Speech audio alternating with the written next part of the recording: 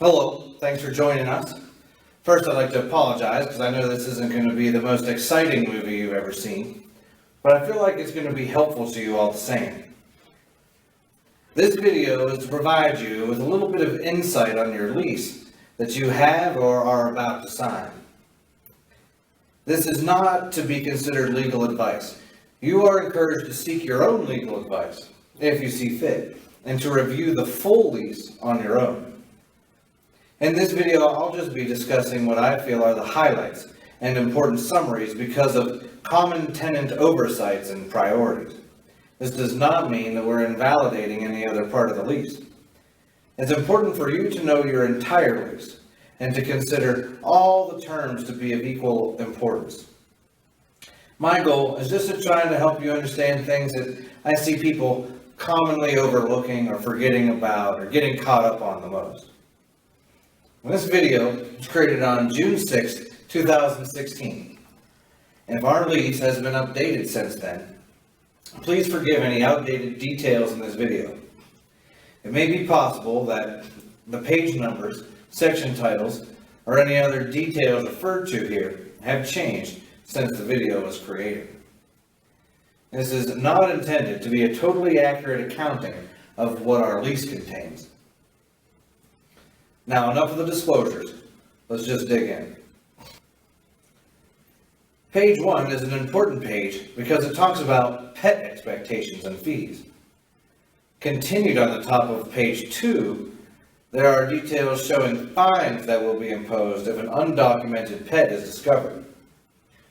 It is important for you to disclose all of your pets in the application process. Or if you decide to get a pet after you move in, it is important for you to discuss this with us first. On page 2, we have details about the length of your lease and the expectations for renewal. This is very important for you to understand up front. We will give you the first rights to renew, provided there have been no major lease infractions and your rent payment history is good. When that time comes, you'll be expected to submit an application and all the supporting documents, the same as when you originally applied. This is our way of making sure we have all the freshest documents and that you are still qualified after all that time has passed since we first met.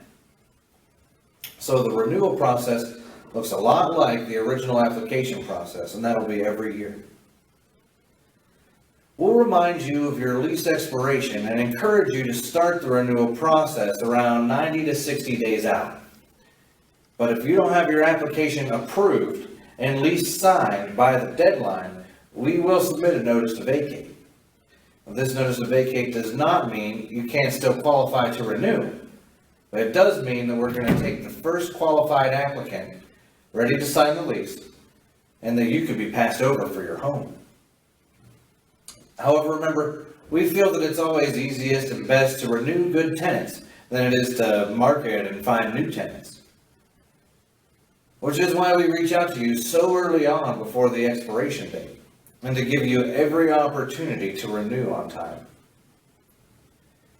Though if you drag your feet through the renewal process, we can't wait and risk something falling through last minute. I hope you understand. We have deadlines we have to honor. In section 3, under payment details, here you have an itemized accounting of what you are expected to pay and how to pay it. This is also very important to know and understand. Here you are committing to pay off the entire lease balance. You can pay this all at once, or in monthly installments due at the first of each month. You are also expected to always pay your rents through your tenant portal, or by any other means which may be agreed upon clearly in writing, maybe due to some specific landlord expectation. But unless clearly specified otherwise, your payments will always come in electronically through your tenant portal online. It's free to connect your bank account to your tenant portal, and simplest whenever you set up automatic payments through that tenant portal so that your rents are paid automatically and never late. However, you can connect a debit card or a credit card, though there is a processing fee that is charged by our software provider. We don't charge that fee, our software provider charges that. And there's also a way you can pay cash at 7-Eleven through your tenant portal.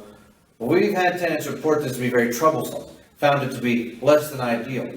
And late fees will not be waived if you do not pay rents through the recommended method of connecting your bank account to your tenant portal. In the same section, your late fees are also listed. Now, trust me, we're not trying to get rich off of late fees. Our goal is to incentivize you to pay your rent on time. I think we're pretty easygoing landlords, but late rents are one thing that results in a quick response from us every time. We do not delay in starting the eviction process when your rents are late. And our fees are large intentionally. We are swift and strict in this category because we have a low tolerance for late rents. Your rent is always going to be due on the 1st. It is your responsibility to have your rent in on time, even if the 1st falls on a banking holiday or a weekend. We don't make exceptions. With the tenant portal, it's easy. Please take this time now to pause the video and consider the financial commitment you're about to make to us while factoring in your financial situation to make sure you're ready to sign this legal contract. In Section 4, we'll list all the things that can happen to void your security deposit refund. We will provide in your welcome packet a list of things we see people lose their deposits for most commonly. Some common reasons for a lost deposit include a tenant not providing a forwarding address before the move-out, or not turning in their keys the right way, or not paying their final water bill, or lease violations like changing locks on us, or not providing appropriate notice before vacating, and of course damages. Though this is not an exhaustive list of reasons you can lose your deposit, these are the most common reasons people lose their deposit. Also, please keep in mind that we need at least 30 to 60 days to send you your refund and refund statement. It is usually impossible to get refunds out sooner than 30 days due to the typically large number of things neglected by tenants we need to follow up with after they move out. However, we are working on an expedited refund program. If you would like to learn more about this program or to sign up, please ask your property manager for more details.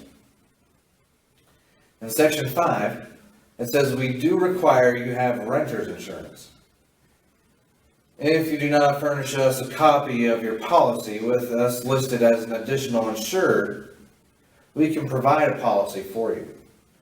If you are unclear about what is expected here, or if you would like to enroll in our policy, please ask your property manager for more details. In Section 9, there are clear details about the termination expectations. Please familiarize yourself with the timelines and potential costs in this section. In Section 10, there is a whole long list of tenant responsibilities. Please be very familiar with these as well. Though I will point out one in particular that seems to surprise enough people, and that is as regards what we call minor maintenance.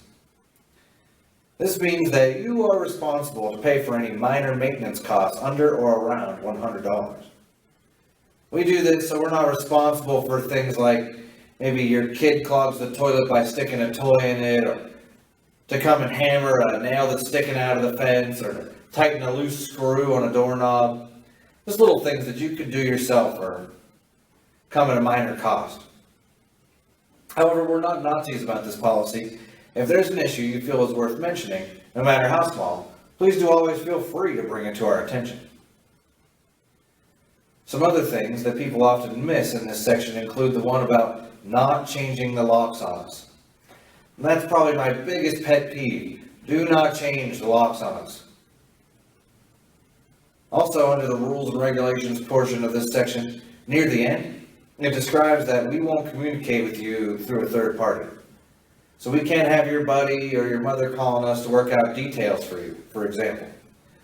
We need to communicate with our tenants directly to avoid any miscommunications between us. But there are a number of responsibilities in this section, all very important. Please take this opportunity to pause the video and reflect on if these expectations are acceptable to you. Section 11 is another place you're going to want to be familiar with, because this describes what is expected with maintenance and home alterations.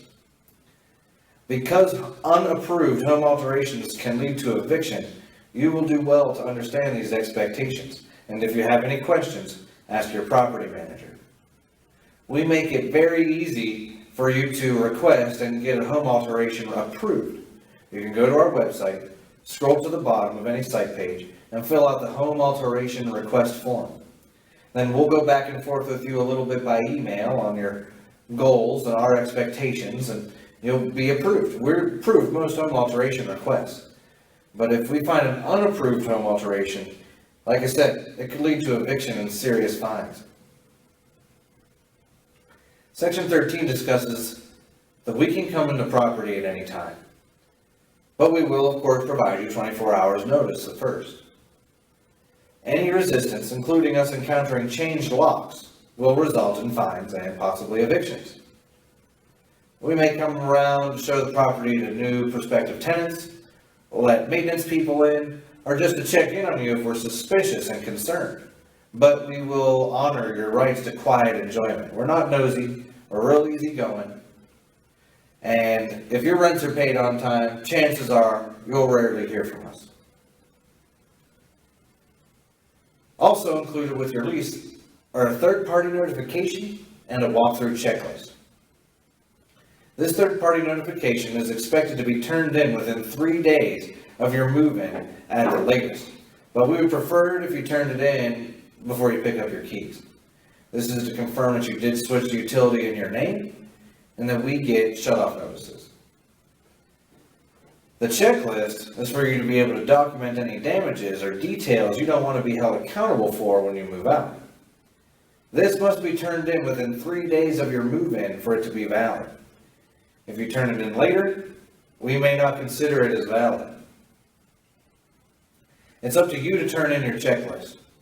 But if you don't turn in your third-party notification, we will be following up. Please take this time to look over your whole lease and let your property manager know if you have any questions. We hope that this is just the beginning of a long and mutually beneficial relationship, and we look very forward to working with you. We thank you for your time.